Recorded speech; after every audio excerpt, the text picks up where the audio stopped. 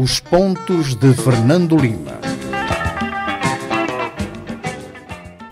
Boa noite, rádio ouvintes e telespectadores. Cá estamos nós para mais um Pontos de Fernando Lima.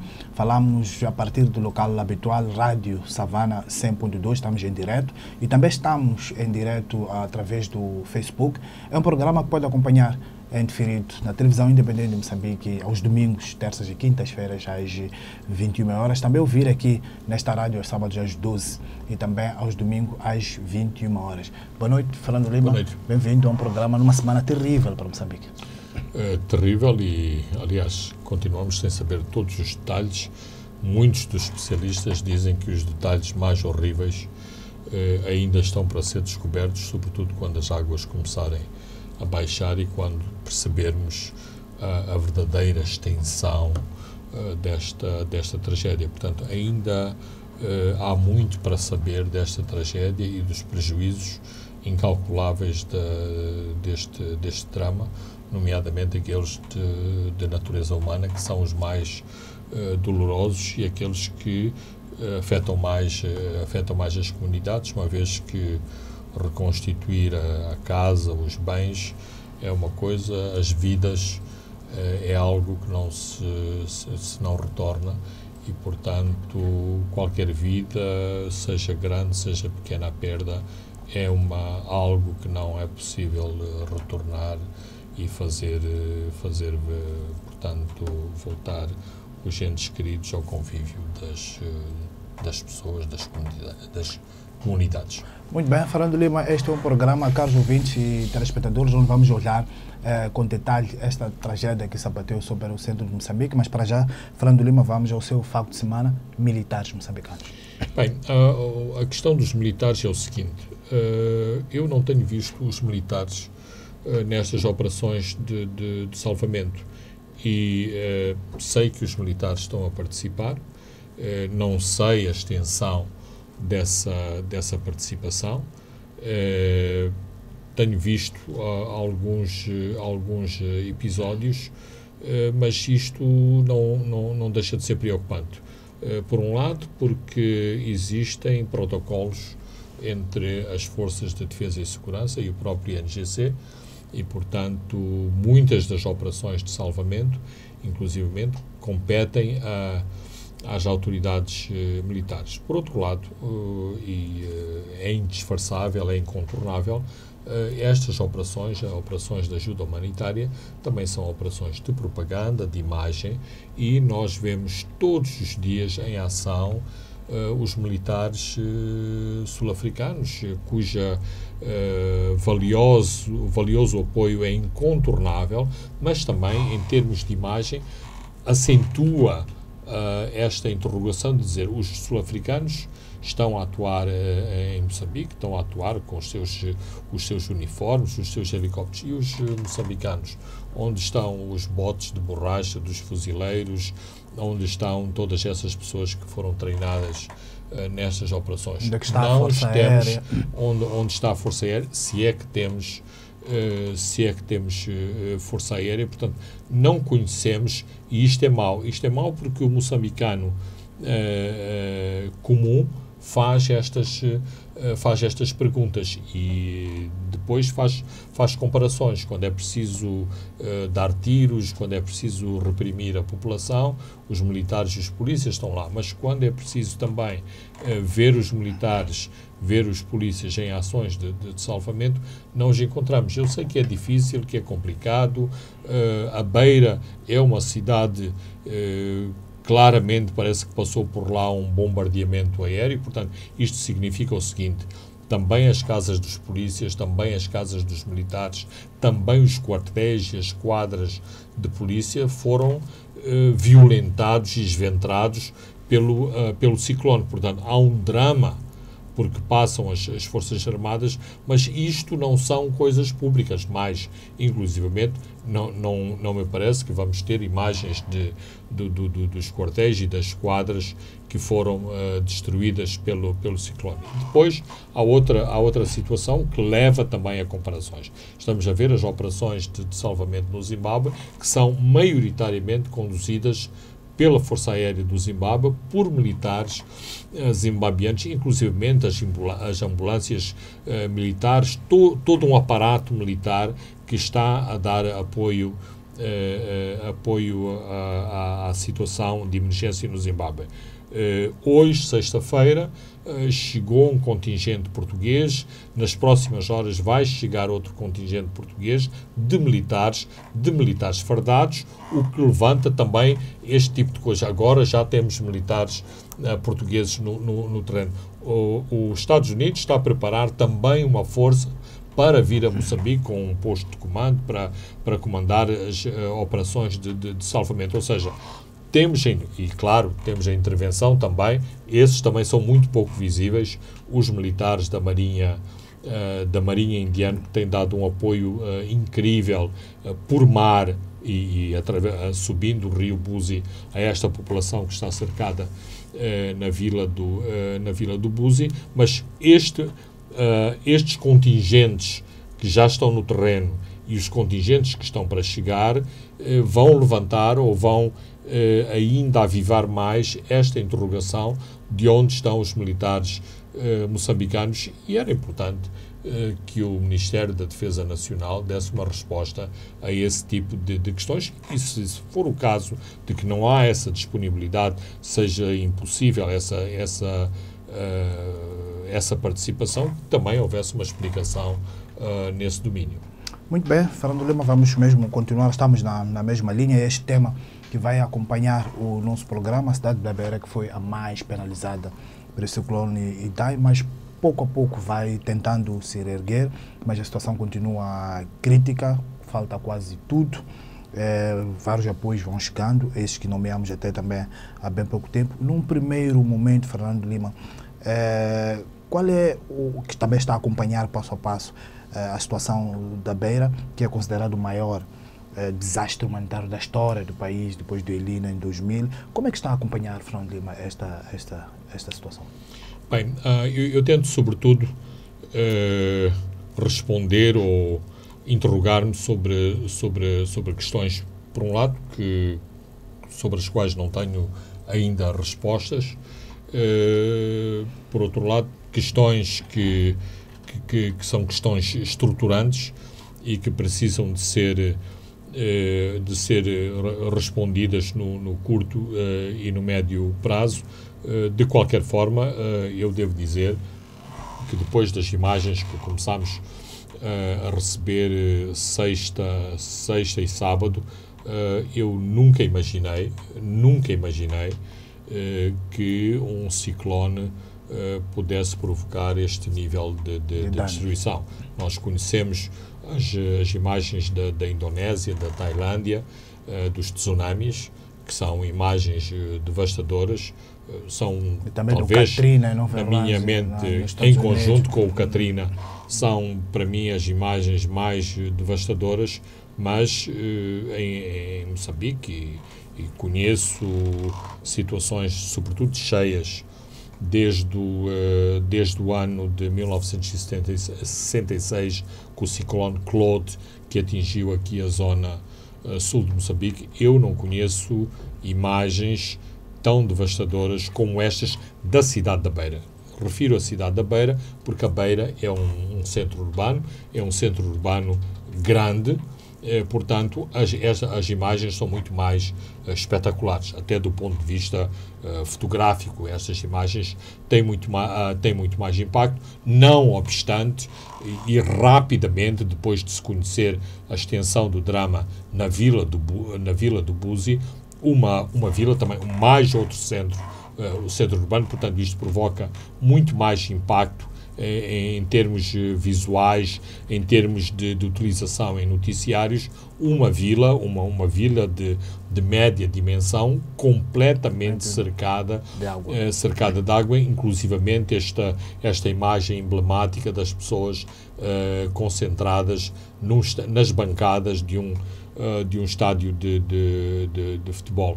Portanto, para já foi esta a minha imagem. E uma das questões associadas a este meu espanto é exatamente se, em termos de projeções de computador, pondo velocidade de ventos, intensidade, velocidade do próprio deslocamento do ciclone, se era ou não possível, em termos de simulação computadorizada, prever este nível de destruição. Eu, pessoalmente, estou convencido que sim. Hoje os módulos de computador conseguem prever tudo, ou seja, nós conseguimos prever tecnicamente qual é a resistência deste copo de água, desta secretária, os próprios materiais que usamos no nosso vestuário, que são pulverizados, por exemplo, por uma explosão. Portanto, se há esta capacidade desta previsão, também há a capacidade de se prever qual é o tipo de destruição para esta velocidade do vento. E esta é uma das questões, eu diria, neste momento, ainda teórica, mas que se tem colocado se era possível prever e se era possível fazer mais do que foi feito. do que foi feito. Penso que estamos naquela fase, como um senhor muito famoso disse no século XVIII, o Marquês de Pombal, perante o terremoto de Lisboa. Eu já vi o ministro Celso Correia usar a expressão. Neste momento há que enterrar os mortos e cuidar dos vivos, mas claramente várias questões terão que ser colocadas no momento apropriado. E uma das questões que também vai ter que ser colocada que é estruturante também, é a questão da NCs, uma estrada nova que devia ser inaugurada ainda este ano. Teve 4 cortes na zona de Nhamatanda, que é uma zona habitualmente crítica. Qualquer chuva intensa corta naquela zona. Isso também, Fernando Lima, vai complicando toda a logística rodoviária para Buzi e também para Beira. Eu diria que a N6 é quase um caso de polícia. É um caso de polícia e é um caso de tribunal. Porquê? Porque mesmo antes deste ciclone, em janeiro, o rio acho que é o Pungue, na zona de Mutua. Eu estava a confundir Mutua com o rio Muda, que é outro rio da região. Então, na zona de Mutua, o Pungue galgou a N6. Não era suposto, foi uma inundação, digamos, de baixa dimensão, mas isto levantou muitas interrogações.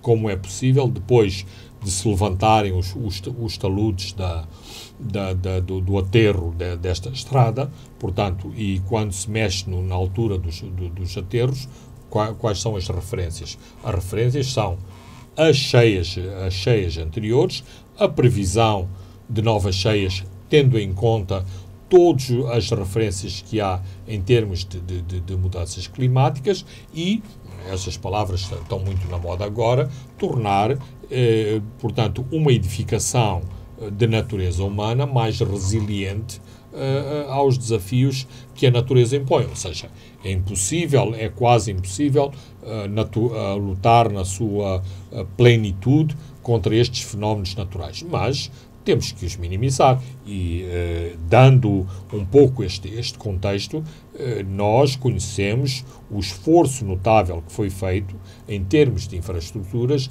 em relação à baixa de Chico humano. Ou seja, estamos a falar na província de Gaza, na experiência cheias de 2000, em que o aterro que dá acesso à cidade de Xai-Xai foi todo reformulado em termos da altura do aterro e em termos dos vários pontões e das pontes que foram edificadas posterior às cheias, exatamente para tentar que a água passe por baixo destes pontões e não galgue a estrada, não destrua a estrada. Parece-me que as autoridades não foram tão felizes, por exemplo, no acesso entre Chissano e o Chibute, porque esta estrada foi reabilitada e já voltou a ser destruída. Aliás, aparentemente foi de novo reabilitada há alguns meses atrás.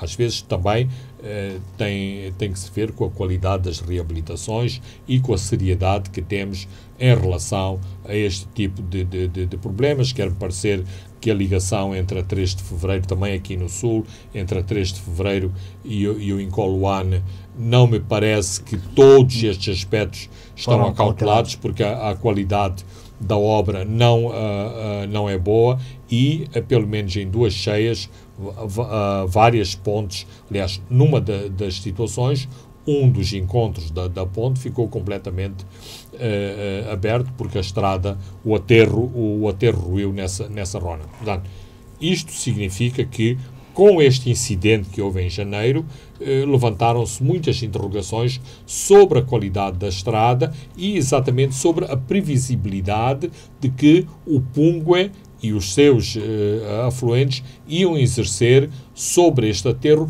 numa zona muito propensa às cheias. E os resultados aí estão. Mais a situação que se verificou mostra, e eu digo isto sem os conhecimentos técnicos para ir mais a fundo neste tipo de declaração.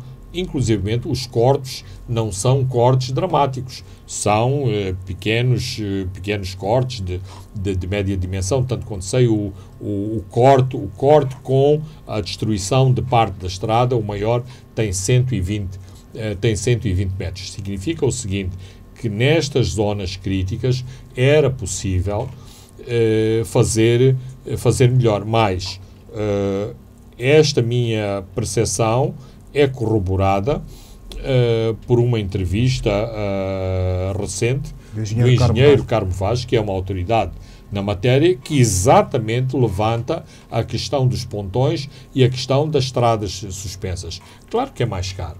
É mais caro fazer obra de arte, fazer pontes suspensas para que a água passe por baixo, do que movimentar terras e pôr alcatrão por cima, que é, em termos muito simplistas, o que constitui uma estrada. Mas há que colocar, e muito rapidamente, da qualidade da reabilitação da N6, que foi uma reabilitação de raiz.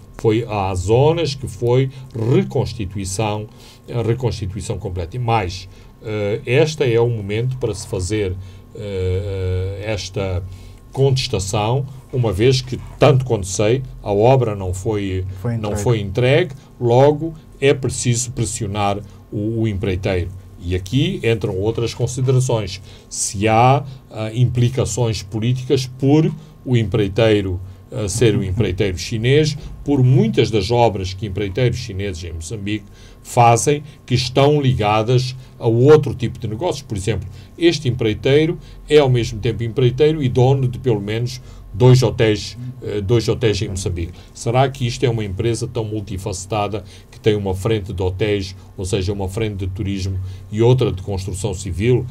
Será que isto corresponde àquilo que muitas vezes os moçambicanos se interrogam, se todas estas concessões e facilidades para empreiteiros chineses têm outras facilidades por trás, nomeadamente a questão das pescas e a questão das madeiras? Portanto, são questões melindrosas, mas têm que ser levantadas, porque há claramente um problema de qualidade. Ou seja, não me parece que aqui se coloca aquela questão de dizer não havia nada a fazer, dada a imensidão. Não. Na zona centro e naquela zona em particular, é habitual o Pungue galgar a N6. Falando do Pungue e também citou o engenheiro Carlos Vaz na última entrevista que concedeu à Rádio Mais, ele recordou um grande projeto sobre o Rio Pungue, de uma grande barragem desenhado no período colonial, e que ele diz que, se tivesse sido materializado, o impacto destas cheias que fustigaram sua fala, teria sido minimizado. Ainda olhando para a parte estruturante da coisa, olhando um pouco mais para o futuro, isto também nos alerta para essa necessidade. Absolutamente. Aliás, isso são as questões estruturantes que precisam de ser analisadas. Por exemplo, mesmo em 2000 e tomando a dimensão das cheias de 2000, nós sabemos que o Limpopo, em termos de fluxos, depende muito do Rio dos Elefantes, é o seu principal afluente. Tivemos o problema das barragens na África do Sul, que tiveram que ser abertos, mas se houvesse a projetada barragem de Mapai, se Macingir estivesse a funcionar em pleno, hoje Macingir já está a funcionar em pleno, mas na altura tinha os problemas que nem sequer tinha os descarregadores de superfície montados, ou seja, não havia nenhuma capacidade de contenção de águas em Macingir. Nós vemos que Cahora Bassa tem tido um papel fundamental na contenção de cheias. Vimos mesmo nesta cheia o papel que Chicamba, que é uma barragem no maior afluente do Buzi, no Revoé, tem tido no minimizar, se é que podemos falar em minimizar as cheias do Buzi, mas conseguiu uma notável retenção. Portanto, as barragens são elementos muito importantes na regularização dos caudais dos rios. Claro que também têm que ser corretamente manejadas, porque senão as próprias barragens acabam por ser elas próprias fontes de desastres, e já vimos em Moçambique que Cahora Bassa provocou também cheias exatamente na forma como se gera o armazenamento da Albufeira e todas as previsões, os modelos de previsão de encaixe de água em Cahora Bassa, tendo em atenção todo o ano em que uma barragem tem que conciliar a produção de energia elétrica e a água, que é a própria fonte de produção de energia elétrica. E, se estou recordado do que disse o engenheiro Carmo Vaz, infelizmente, depois da independência, só fizemos pequenos libombos e Curumana. Não sei se por coincidência ou não, duas barragens no sul de Moçambique, ou seja, parece que todo o país foi negligenciado e, no entretanto, fizemos outras obras de grande porte, com grandes mobilizações de capitais que nos levam a interrogar-nos se o dinheiro não teria sido melhor utilizado na construção de barragens. Eu sei que toda a gente fica orgulhoso e de peito cheio com a ponte da Catembe, mas será que com os 700 milhões da ponte da Catembe não podíamos fazer Mapai, não poderíamos fazer a tal barragem do Pungue? Portanto, é legítimo questionarmos prioridades. Será que a nossa prioridade era aquele elefante branco do aeroporto de Nacala? Estas questões têm que ser colocadas, e isto não é oportunismo político. Mas há muitas outras coisas que têm que ser colocadas, mesmo toda a questão da devastação em termos de flora ao longo dos rios moçambicanos. Retirar as proteções vegetais nas margens dos rios também são grandes contributos para aumentar a erosão das margens dos rios, portanto, acelerando a velocidade das águas, portanto, aumentando a propensão de cheias. E eu acho que temos feito muito pouco em relação a isso, nomeadamente fazendo ou havendo este grande laxismo em relação à população, de fazer as suas machambas junto às margens do rio. Eu compreendo, e é assim, para uma pessoa que tem poucos meios para fazer machamba, é muito mais fácil fazer machamba no próprio leito do rio ou na sua margem e, portanto, desprezar o conselho da pessoa do INGC ou do próprio administrador local que diz que não se pode fazer machamba no rio. Mas depois pagamos as consequências. Vamos para outro exemplo, o exemplo do Revúbue. Penso que é paradigmático. A bacia do Revúbue é muito pequena e, portanto, é um pequeno rio com caudais episódicos, não tem grandes caudais, mas que tem esta característica de ser um flood river, portanto, um rio propenso a inundações momentâneas decorrentes de uma grande descarga pluviométrica, chuva. Então, foi isso que aconteceu no Revúbue.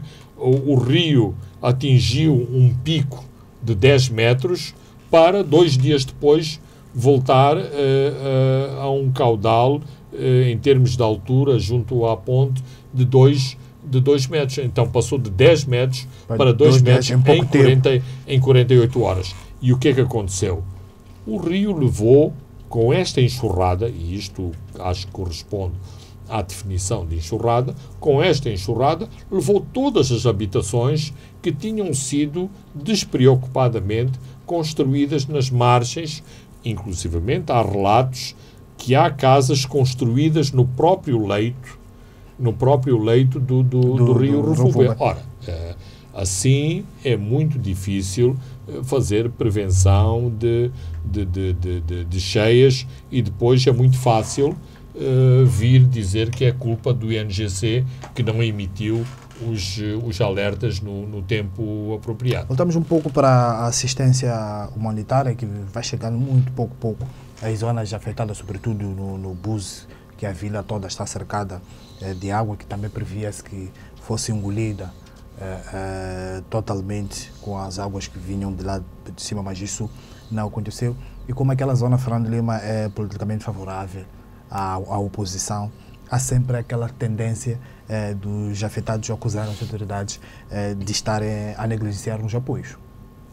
E também ligando isso também à grande mobilização que está a acontecer, uma pessoa falar sobretudo da mobilização interna.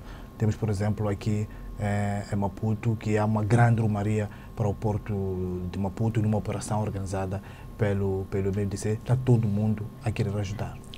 Bem, eu vi as últimas imagens do Buzi com a administração local transformada num centro de acomodação. Isto para dizer o seguinte: não tenho informação do pré-posicionamento de equipamentos e de materiais, nomeadamente alimentação, que acontece sempre nesta altura do ano, para ajudar potenciais de vítimas das cheias.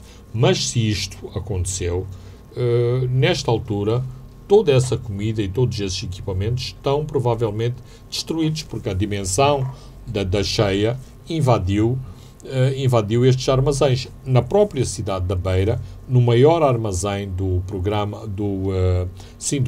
Mundial da Alimentação, o armazém foi destruído e grande parte da alimentação que estava ali para distribuir nesta altura das cheias foi todo destruído. Portanto, eu sei que a questão de cheias, da gestão das cheias, dos auxílios à população é muito propenso e é natural de se politizar estes assuntos, nomeadamente os partidos da oposição. Para alguma coisa existe a oposição, e a oposição é exatamente para monitorar aquilo que o governo faz e expressar, fazer pronunciamentos públicos em função das ações boas ou más que o governo do dia faz. Portanto, é função da oposição exprimir opiniões sobre estas situações. Mas são situações muito complicadas. Por exemplo, eu falava com um oficial de ajuda humanitária que me dizia o seguinte: eu tenho ouvido comentários que a melhor opção teria sido fazer uma evacuação em massa da vila do Buzi. Mas, é assim, evacuar para onde? É uma questão, porque é assim, por exemplo, neste momento, uma parte da população do Buzi está a ser evacuada para a Beira. Podemos imaginar, talvez não hoje, sexta-feira, mas que nos próximos dias haverá mais comida e água disponível nos centros de acomodação para oferecer à população. Mas esta população sendo evacuada para um sítio, vamos dizer, mais elevado. E depois as logísticas. As logísticas em termos de saneamento do meio. Porque estas coisas é preciso pensar. O saneamento do meio é uma questão fundamental nos centros de acomodação. Porque sem saneamento, as doenças ligadas vêm imediatamente. Aliás, já há desconfianças da erupção de círculos de cólera e de malária na cidade da Beira, decorrente desta situação de catástrofe. Portanto, não é possível decretar-se evacuações massivas se depois as estruturas que decretaram a evacuação massiva não têm capacidade de dar alimentos, de dar roupa e cobertores às pessoas e água. Aliás, vemos, através dos meios de comunicação, as pessoas estão no centro de acomodação e o grande protesto é: não temos nada para comer. Mas, se não há o incentivo, e eu estou a usar a palavra no sentido correto, se não há o incentivo no centro de acomodação de oferecer comida e oferecer abrigo da chuva e do frio às populações, as populações resistem a ir para o centro de acomodação, não querem, porque a última coisa que uma pessoa deixa é a sua própria casa, não só porque a casa fica vulnerável, incluindo de outras próprias pessoas que podem roubar tudo o que está lá na sua casa. Portanto, a população resiste muito a movimentar-se, mas se há este incentivo que vai haver comida, que vai haver baldes e outros capazes, katanas inchadas portanto, os kits de produção, de higiene e limpeza e de alimentação, são incentivos que fazem com que as pessoas acorram aos centros. Fernando Lima, voltamos a este tema e vamos comentar também esta mobilização interna que está a acontecer, mas para já vamos a um brevíssimo intervalo e voltamos já. Pontos de Fernando Lima. Boa noite, rádio ouvintes e telespectadores. Estamos de volta. A segunda e a última parte dos pontos de Fernando Lima. Continuamos a olhar para a situação do ciclone Idai que atingiu a zona centro do país. Fernando Lima, quando íamos ao intervalo, voltávamos agora para comentar sobre esta grande mobilização interna de apoios para o centro de Moçambique. Eu penso que no meio desta tragédia e desta desgraça toda, esta é provavelmente a coisa mais bonita que está a acontecer no país. Penso que não há empresa ou instituição que não tenha posto um avisozinho na recepção a dizer que há uma caixa para se deixar alguns bens. Vejo também que as pessoas são muito receptivas às mensagens, ou seja, não correm apenas para o guarda-fatos para trazer as roupas que não usam, mas são sensíveis a ir ao supermercado e comprar rolos de papel higiênico, pasta dentífrica, escova de dentes, que às vezes não pensamos nesse tipo de coisas, quão importante é a pasta dentífrica e a escova de dentes, sobretudo para a população urbana. E aqui estamos a falar de uma catástrofe com uma grande dimensão urbana. No maior movimento que é conhecido em termos de solidariedade nacional, penso que está a ser uma iniciativa plena de sucesso. Mobilizar, se não me engano, acho que são 14 mil toneladas, 30... Que primeiro eram 30 contentores e agora subimos para 40. 40 contentores para a cidade da Beira é algo muito, muito grande. No pico do trabalho solidário, ou seja, não há trabalho remunerado, porque infelizmente no nosso país hoje tudo se comercializa. As pessoas vão fazer recenseamento, querem dinheiro, até querem dinheiro à cabeça, nem aceitam receber no fim.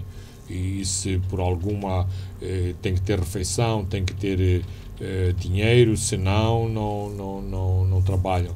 Para fazer eleições é preciso dinheiro, para fazer recenseamento de quantos somos é preciso dinheiro. Todo este pessoal que foi ao Porto de Maputo trabalhou graciosamente. Na cidade da Beira há equipas de voluntários que estão a limpar a cidade, e o próprio apelo ao voluntariado refere para as pessoas não terem expectativas nem de alimentação, nem de pagamento, exatamente para que as pessoas não se transformem num peso. E eu penso que a atitude, sobretudo dos jovens, é muito positiva, e isto mostra que toda a ideia de solidariedade não morreu neste país. Acho que aquilo que é questionado, e penso que corresponde aos pontos de interrogação das pessoas, é exatamente o facto de muitas vezes a solidariedade ser politizada, ser manipulada por organizações de que as pessoas desconfiam, nomeadamente, e acho que é honesto referir isto, há uma grande desconfiança em relação a instituições governamentais e em relação aos partidos políticos. O facto destes movimentos espontâneos não terem qualquer visibilidade aparente de cor política, de cor partidária, isto encoraja muito as pessoas, sobretudo os jovens, a aderirem a estas causas. Mais uma vez, recorrendo ao exemplo do Porto, num determinado momento vi, por exemplo, nas redes sociais, que eles estavam a pedir para não haver mais voluntários, porque eles não tinham capacidade de absorver todos os voluntários. Portanto, esta claramente é um aspecto muito positivo, e por outro lado também é importante referenciar, porque este é um país, e somos criticados por isso, que estamos sempre de mão estendida ao auxílio externo, ou seja, há qualquer catástrofe, o primeiro pensamento é que alguém do exterior nos vem auxiliar. Ora, este tipo de iniciativas, e claro que há uma dimensão enorme em relação à natureza desta catástrofe, em que é incontornável a necessidade de pedirmos auxílio externo, mas a componente interna é muito importante, e é fundamental que haja esta imagem que transmite orgulho e autoestima, e muitas vezes a palavra autoestima tem sido inflacionada, muitas vezes até por objetivos políticos, vamos dizer assim.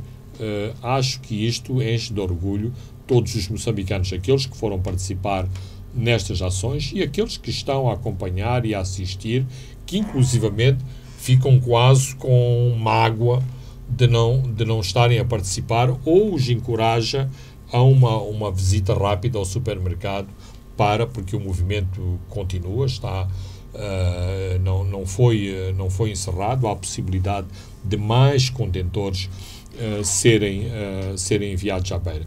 Outro pormenor também importante em relação à solidariedade.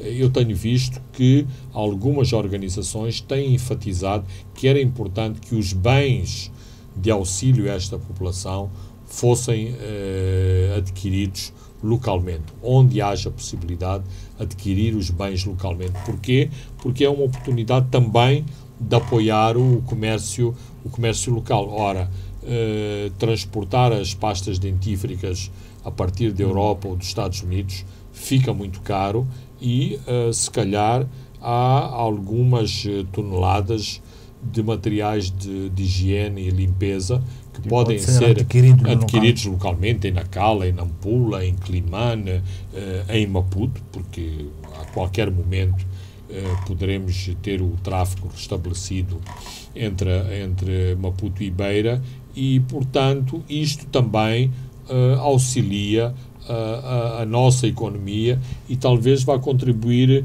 ali umas centésimas no PIB, que vai sofrer um grande rombo com estas cheias. Um incidente incontornável foi a ausência do Davis Simango, o edil da cidade de Beira, na reunião do Conselho de Ministros que se realizou na cidade onde ele é edil.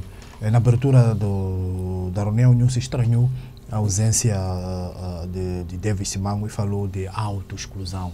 Davis Simango não se calou e argumentou que não é membro do Conselho de Ministros, ele não pode andar aí a dar voltas a ver onde é que eles estão se reunir, precisa de ser convidado e não foi formalmente convidado para este encontro. Cuide, Júris. Bem, eu penso que não tenho ainda todos os detalhes sobre este incidente, que quanto a mim é um incidente grave e é incontornável e que deve ser esclarecido. Aquela cidade tem um dono, quando eu digo tem um dono, e acho que esta foi a expressão que o próprio Davis utilizou, o dono tem que ser consultado. Ninguém entra na casa de outra pessoa empurrando a porta ou pontapeando a porta. Há modos de se entrar numa casa, mesmo que seja uma casa muito modesta e com uma porta muito modesta. Portanto, das declarações de Davis, sinto que talvez os protocolos não foram todos observados. Mas eu também me interrogo o porquê deste ruído que não deveria estar a acontecer, uma vez que são conhecidas as boas relações entre o Presidente da República e o líder do MDM.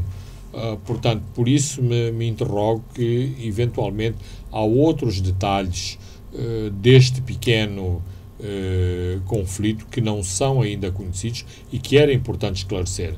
Ouvi também as declarações do presidente do município da Beira, em que ele diz que depois de uma conversa que houve com o primeiro-ministro, aparentemente estes assuntos estão esclarecidos. Portanto, se houve um encontro entre o presidente do município e o primeiro-ministro, de certeza absoluta que não foi o presidente do município que procurou o primeiro-ministro, mas o movimento terá existido no sentido contrário. Portanto, há duas questões para terminarmos este assunto. É importante que isto se esclareça e clarifique numa hora dramática como esta, este tipo de incidentes são perfeitamente lamentáveis e só causam mais problemas numa altura em que todos os esforços devem convergir no mesmo sentido, sem que esta pressão de convergência de esforços não resulte na humilhação dos vários intervenientes no processo, porque não me admiraria nada que, por exemplo, ou tivesse havido uma tentativa de abalroamento do presidente do município. Aliás, há esse tipo de inferência quando David Simango diz está aqui o Governo Central, tudo é encaminhado para os representantes do Governo Central, tipo, e eu, qual é o meu papel? Qual é o meu papel neste processo todo? Portanto, o papel no processo não são apenas as fotografias a rolar troncos de árvores nas estradas da Beira. Há que haver um relacionamento institucional e, para o que der e vier, David Simango é o presidente eleito do município da Beira.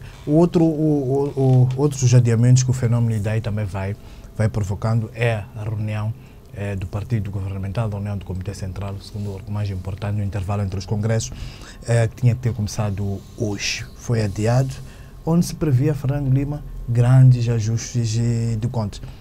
O IDEI acabou adiando alguns problemas internos de serem discutidos dentro do partido governamental. Parece-me que sim, mas para quem pensava pedir explicações a Celso Correia, e vimos nas redes sociais muitas dessas interrogações, agora terá que ir para a Beira para ver se o ministro Celso Correia se porta ou não se porta bem na gestão deste fenómeno dramático.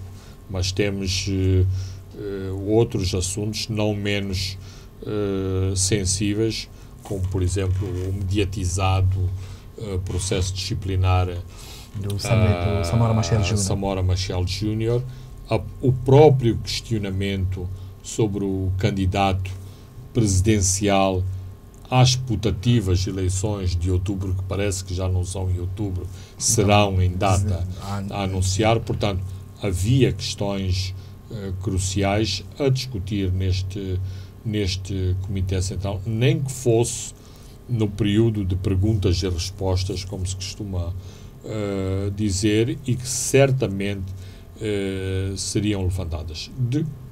De qualquer forma, e em termos de opinião pública, seria muito mal vista uma reunião de uma estrutura partidária no momento em que as atenções estão viradas para a cidade da Beira e em que há claramente também uma intenção, mesmo em termos de mediatismo, de que nos concentremos neste assunto, que é incontornavelmente o grande assunto nacional do momento.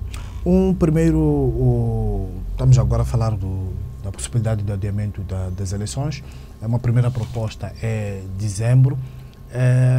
Fernando Lima, não vendo condições objetivas para se realizar eleições nem em dezembro, nem em janeiro. Em janeiro, este governo estará já fora, finais de janeiro, estará fora do mandato. Isso tinha que passar por um acordo político entre as principais forças para arrastar as eleições lá para 2020. Certamente que terá que acontecer, independentemente daquilo que nós sabemos em termos de composição do próprio Parlamento.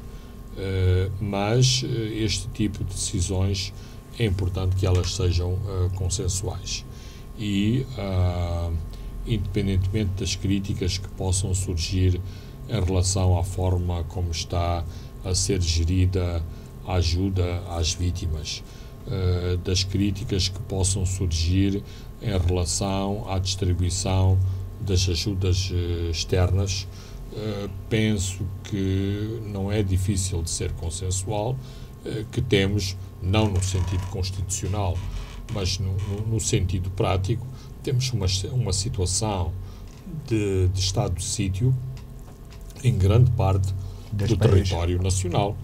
Por exemplo, a primeira questão que se está a colocar é fazer o recenseamento. Claro que é fácil fazer o recenseamento em Maputo e na Matola, mas as pessoas do Buzi, que, por exemplo, neste momento são cidadãos, moradores temporários na cidade da Beira. Como é que se vai fazer? Vai-se registá-los como pessoas do município da Beira, do Buzi, e se depois desta tragédia decidirem ficar na Beira, e se depois desta tragédia demorar meses a estabilizar a situação no Buzi para que estas pessoas voltem ao Buzi. Portanto, há muitas questões aqui de natureza prática que têm que ser consideradas e, portanto, penso a melhor opção, claramente, é adiar-se o recenseamento e colocar-se também já em cima da mesa uma decisão, uma proposta realista de adiamento das eleições para outubro, porque não há condições, para além do corre-corre a que temos assistido em relação a outros aspectos relacionados com as eleições, nomeadamente o pacote eleitoral ou o pacote das leis decorrentes da descentralização. Vai à discussão na próxima semana. Vamos fechar este tema, Fernando Lima, olhando um pouco para os números.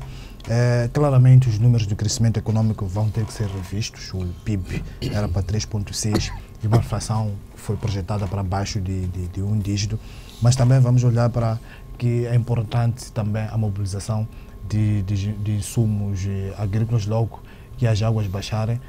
Sabemos também que as cheias vão também empurrando vários, fertilizando um pouco o terreno. É importante também essa distribuição desses insumos para que a agricultura não sofra vários revés nos seus números. Absolutamente.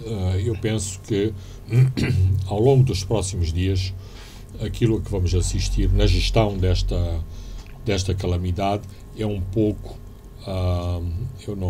é um termo muito controverso, mas corresponde a uma perda substancial da soberania moçambicana sobre esta parte do território nacional, ou seja, com a entrada na beira ou a partir da beira de grandes colossos de ajuda humanitária internacional. Claramente o INGC terá muitas dificuldades em estar à frente desta operação, ou seja, vai ter que ceder uma parte da sua soberania na gestão desta crise dramática. Isto para dizer que, em última análise, e quando entramos neste nível de catástrofe, os meios, no fim do dia, acabam por ser também muito generosos, porque claramente há uma indústria mundial ou internacional de ajuda humanitária e estas catástrofes, quando atingem um determinado nível, acionam mecanismos desde o Uzbequistão até ao Haiti. Por exemplo, neste momento já foi colocado um apelo humanitário ao nível das Nações Unidas. Portanto, significa que todos os membros das Nações Unidas devem ser compelidos a apoiar Moçambique. Isto para dizer o seguinte, que me parece que vai haver, há aqui continua a estar em cima da mesa o debate dos timings. Se chegam a tempo todos os meios para auxiliar a população em necessidade. Mas vai haver claramente muitos meios para auxiliar a população, nomeadamente no apoio à produção e para as próximas campanhas agrícolas. Não sei se ainda vai a tempo de haver segunda época, uma vez que as águas não vão baixar.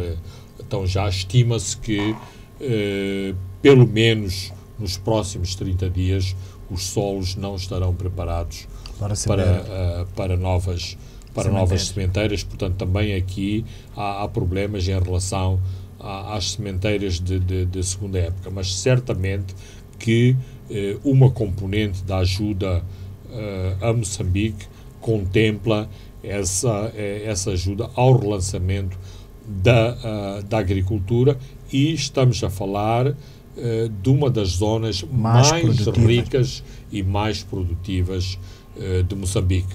Não é no sul que se produz a comida que alimenta os moçambicanos, é no norte e no centro de Moçambique. Muito bem, Fernando Lima, fechamos este tema. Vamos a um outro que é incontornável neste programa, que é a questão das chamadas dívidas ocultas. Vamos a Captain Park e revisitar o caso de Manuel Chang, antigo ministro das Finanças de Moçambique, que regressa ao tribunal na próxima terça-feira, mas nesta segunda-feira a defesa de Manuel Chang recorreu ao presidente Cyril Ramaphosa. Continua esta linha de manobras dilatórias, como argumentou nesta semana no Semanário Savana o perito de Direito Internacional Sul-Africano André Tomasasso. Bem, esta também tem sido uma das linhas de argumentação aqui no nosso programa, que há uma série de iniciativas que têm sido tomadas em sede do Tribunal que não adiantam substancialmente na discussão da matéria de fundo. E qual é a matéria de fundo? É a extradição. A extradição para os Estados Unidos e uma iniciativa que contraria este pedido de extradição para os Estados Unidos, que é tentar que Manuel Chang seja extraditado para Moçambique.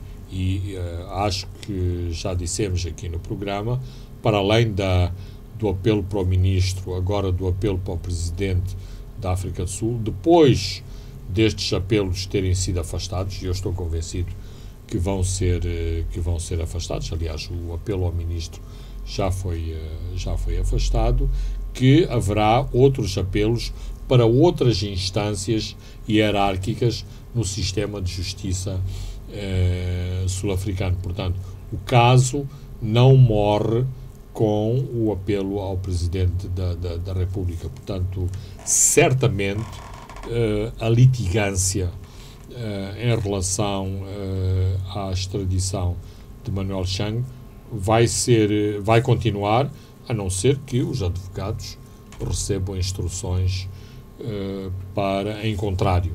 E eu penso que isto é difícil, porque claramente este é um processo muito politizado, não depende do ex-ministro, o próprio Estado moçambicano está muito envolvido no processo, e penso que uma parte da pressão sobre as autoridades judiciais sul-africanas não é exercido apenas pelo cidadão Manuel Chang, mas também pelo Estado de Moçambique, através da sua Procuradoria-Geral. Muito bem, Fernando Lima, o barulho está na Liga dos Direitos Humanos, é o último tema deste programa, que está há 40 dias de completar 24 anos de existência. A organização está à beira de ver o seu património vendido de forma inglória. Vai ser interrompida esta força da Liga dos Direitos Humanos, e este património vai ser vendido para indemnizar trabalhadores, e esta foi uma ação intentada por alguns juristas conhecidos daqui da praça. São as nossas organizações, Fernando. São as nossas organizações e são os nossos militantes dos direitos humanos, ou seja, quando o bolso chama, parece que as militâncias à volta dos direitos humanos ficam na gaveta. Nós, jornalistas, já acompanhámos uma situação, não vou dizer idêntica, mas uma situação muito penosa em relação às dívidas do MISA, que é uma organização de liberdade de imprensa e de liberdade de expressão. Eu não estou, de modo algum, a minimizar os direitos dos trabalhadores dessas organizações, quer do MISA, quer da Liga. Mas há um elemento de ativismo social que é preciso levar em conta. No caso da Liga, a Liga teve, e acho que aqui também há uma grande ingenuidade, estas instalações, tanto quanto julgo saber, foram oferecidas pelo governo da Suécia. Então, um donativo da Suécia agora vai à penhora e vai servir para ressarcir trabalhadores da organização. Fogem-me as palavras para qualificar o que está a suceder. Digo ingênuo porquê? Porque legalmente a Liga deveria ter acautelado este património exatamente para que ele não fosse alvo desta penhora. E havia mecanismos que prevenissem isso. Mas isto são apenas pormenores. A questão de fundo é a Liga, os seus dirigentes históricos, e estou aqui a falar da Alice Mabot, que é uma militante incontornável, deram o flanco para que as chamadas organizações da sociedade civil sejam atacadas pelos seus detratores. E, durante todos estes anos, os poderes do dia tentaram, de formas multifacetadas, deitar abaixo a Liga e não o conseguiram.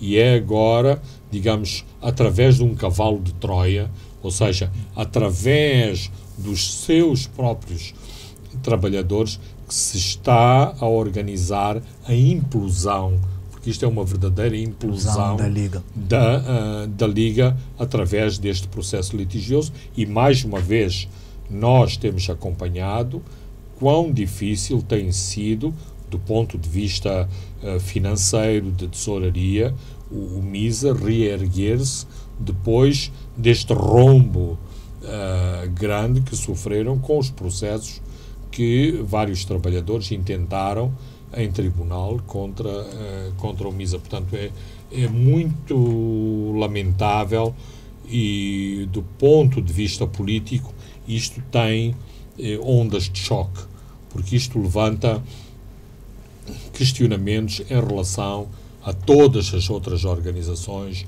aos dirigentes de todas as organizações. E se há uma questão de fundo que é quase transversal a todas as organizações, é as más contas de quase todas essas organizações. Ou seja, essas organizações são muito boas de posicionamentos, vamos dizer, de natureza política, de natureza social, e depois são muito más em apresentar contas, em terem as suas contas limpas, em terem as suas contas auditadas.